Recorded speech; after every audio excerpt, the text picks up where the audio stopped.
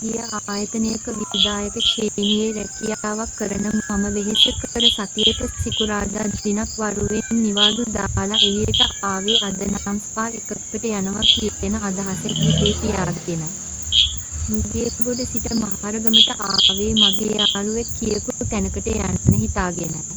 ඊට කලින් මම බාර් එකට ගිහින් බියර් එකක් ගන්න හිතාගෙන වාහනේ පාරේ අයිනේ නවත්තලා කාර් එකෙන් එළියට බහිනකොට "පුතා මෙහෙයිද?" කියලා ගෑනු කටහඬක් මගේ පිටිපස්සෙන් ඇහුණා. මම හැරිලා බලනකොට ඒ වයිගේ නෑදෑ වෙන නැන්දා කෙනෙක්. එයා මහරගම තමයි ඉන්නේ. ඊට දැන් 50ක් විතර වෙනවා. ළමයි දෙන්නම වෙන වෙනම පැතිවල නැවතිලා රස්සාවල් කරන්නේ. මිනිහා කළුතර පැත්තේ වෙන ගැණියෙක් එක්ක ඉන්නවා කියලා තාරංචි. "නැන්දේ මේ කොහෙද මේ?" කියලා මම ඇහුවා.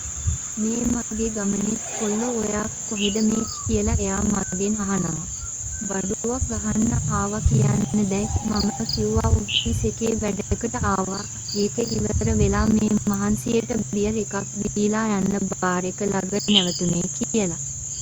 "බීලා වාහනේ පදින්න බෑනේ. කාලත් නැතුව ඇත්තිනේ යමු අපේ ගෙදර" කියලා නැන්දා කිව්වා. මම බියර් කෑන් 3ක්ම අරන් කාර් එකට නැග්ගේ. බඩුවක් ගහන බලාපොරොත්තු සුන් උන නිසා බීලා හරි යනවා කියලා හිතාගෙනයි. වාහනේ වත්තට දාලා මම බියර් කෑන් ටිකක් අරන් බැස්සා. නැන්දා මට කලින් ගිහින් දොර ඇරලා මාව ගෙදරට පිළිගත්තා. කන්න කලින් බියර් එකක් ගහන්න ඕනේ කියලා මම ටීවී එකක් දාගෙන බියර් එක බොන්න ගත්තා. නැන්දා ගෙදරට අදින්න නයිටියක් ඇදගෙන මන් ළඟට ඇවිත් වාඩි වුණා. "මොකෝ මේ එකපාරටම බොන්න හිතුනේ ළමට ගෙදරින් බනින්නේ නැද්ද බොනවා" කියලා මගෙන් අහනවා. එයාට දැන් මම මොනවා කළත් ගාණක් නෑ නැන්දේ කියලා මම එක ටින් එකක් හිස් කළා. "ඒ මොකද ළමයෝ දුවට වෙලා තියෙන්නේ" කියලා නැන්දා මගෙන් අහනවා. "මම දන්නේ නෑ නැන්දේ එපා වෙලා ඉන්නේ මම" කියලා මම අනිත් බියර් එකත් බොන්න ගත්තා. "ඔයාට වගේම තමයි දරුවෝ මමත්. ළමයි දෙන්නා මාස ගානකින් ආවේ නෑ. මිනිහත් කොහේ හරි ගැණියෙක් එක්ක ඇති. මමත් තනි වෙලා ඉන්නේ" කියලා නැන්දා මගේ අනිත් බියර් එක කඩලා බොන්න ගත්තා.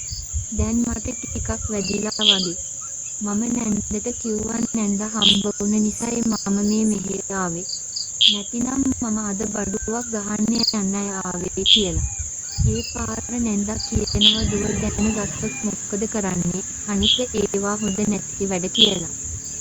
ඒ වුණාට මම මාස ගානකින් ආතල් එකක් අරන් නෑ නැන්දේ කියලා මම කිව්වා.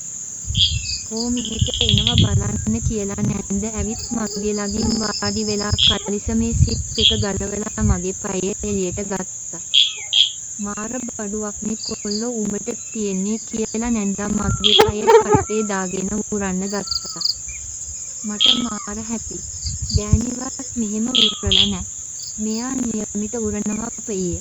මම නැන්දාගේ ඔළුවෙන් අල්ලගෙන පයට තද කරලා අල්ලගත්තා. ඒ ගමන් මගේ ඇඳුම් ටිකත් ගලවලා නැන්දාගේ නයිටියත් ගලවලා දැම්මා. අවුරුදු 50ක් වුණාට සුදු පාට සුපිරි කද්දක් නැන්දට තියෙන්නේ. මම නැන්දව නැගිට්ටවලා නැන්දාගේ තොල් උරන්න ගත්තා. නැන්දා පිස්සුවෙන් වගේ මගේ තොල් උරනවා. අනේ මමත් පාළුවෙන් කොල්ලෝ හිටියේ. අවුරුදු ගානකින් මේ සැපක් ලැබෙන්නේ කියලා නැන්දා මගේ බෙල්ල බදාගෙන තොල් උරන්න ගත්තා. ටික වෙලාවක් එහෙම ඉඳලා "අපි ඇඳට යමුද නැන්දේ" කියලා මම නැන්දගෙන් අහලා දෙන්නා එක්ක කාමරේට ගියා. කාමරේට ගිය ගමන් මම නැන්දාගේ කකුල් පළල් කරලා එයාගේ හුස්තල්ලව කන්න පටන් ගත්තා. වයස වුණාට තාම කෙල්ල වගේ. මගෙන් එහෙම කක්කලා ලස්සනට ඉන්නවා. "හොද තෙල් බේරෙන කදක්" කියලා එතකොටයි මට තේරුනේ. මම නැන්දට දිව දාලා එයාගේ ඇඟ උඩට ඇවිත් පයේ එයාගේ හුස්ත ඇතුළටම බැස්සුවා. ගාලා නැන්දා මාව බදාගත්තා. මම වෙරි මතේ නැන්දට ගහගෙන ගියා හයේ. නැන්දා මගේ ඔළුව අතගා හීනියෙට කෙදිරියක් දානවා. මම පැය කාලක් විතර නැන්දට හුක්කලා නැන්දව ගත්තා මගේ ඇඟ උඩට. නැන්දට වැඩේ තේරිලා එයා මගේ පේට කෙල ටිකක් දාලා බස්සගෙන පොල්ලෙලි පාරක් ගහන්න ගත්තා. ලොකු තන් දෙක එයා උඩ පනින පාරක් ගානේ උඩ යට යනවා. පොත් පොත් ගාලා සද්දේ. ටික වෙලාවක් එයා මුකා ගන්නකොට මට යන්න වගේ ආවා. නැන්දේ යන්න වගේ මට කියලා මම කිව්වා. ඒ පාර ගෑණි මගේ ඇඟ උඩින් බැහැලා පය කටේ දාගෙන උරන්න ගත්තා. මගේ බඩු ලෝඩ් එකම නැන්දාගේ කටට දාගෙන අන්තිම බිඳුව වෙනකම් නැන්දා පය උරලා බිව්වා. නැන්දා මගේ එහා පැත්තෙන් හාන්සි වෙලා උඹ නම් මට දේයෝ දීපු එකෙක් කොල්ලෝ වෙන ගෑනු ළඟට යන්න නැතුව හැමදාම හරි මන් ළඟට එන්න. මමත් මෙහි තනියම ඉන්නේ කියලා කිව්වා. මම නැන්දව තුරුල් කරගෙන එයාගේ නළලේ ඉඳුවා. ඊට පස්සේ ඇස් වහගත්තම සනීපෙට මට නිින්ද ගියා. මම නැගිටිනකොට නැන්දා ළඟ නෑ. හවස් වෙලා හොදටම මම තුවායක් ඇදගෙන ගේ ඇතුළට යනකොට නැන්දා කුස්සියේ උයනවා. මම පිටිපස්සෙන් ගිහින් නැන්දාගේ පුකට ජැක් එක ගහලා එයාගේ ඇඟ වටෙන් අත් දෙක යවලා එයාගේ තන් දෙක මිරිකන්න ගත්තා. නැගිට්ටද මහත්තයෝ කියලා නැන්දා මගේ පැත්ත හැරිලා මාව ඉඹලා ආයෙත් උයන්න ගත්තා. ඒ පාර මම නැන්දාගේ නයිටිය උස්සලා එයාට පිටිපස්ස ඇත්තෙන් මුකන්න ගත්තා. එයාත් පස්ස පහත් කරලා ටිකක් නැවිලා මට ලේසි වෙන්න හිටියා. මම නැන්දාගේ ඉනින් අල්ලගෙන එයාට විනාඩි 20ක් විතර හුකලා බඩු ටිකත් එයාගේ හුත්ත අස්සටම හැලුවා. උඹ නම් මාව මරන්න හදන්නේ කොල්ලෝ, මට අද දවසෙට කීපාරක් ගියාද කියලා මට තේරෙන්නේ නෑ කියලා නැන්දා කියනවා. මම එහෙනම් නාලා යන්නම් නැන්දේ කියලා මම නාන්න ගියා.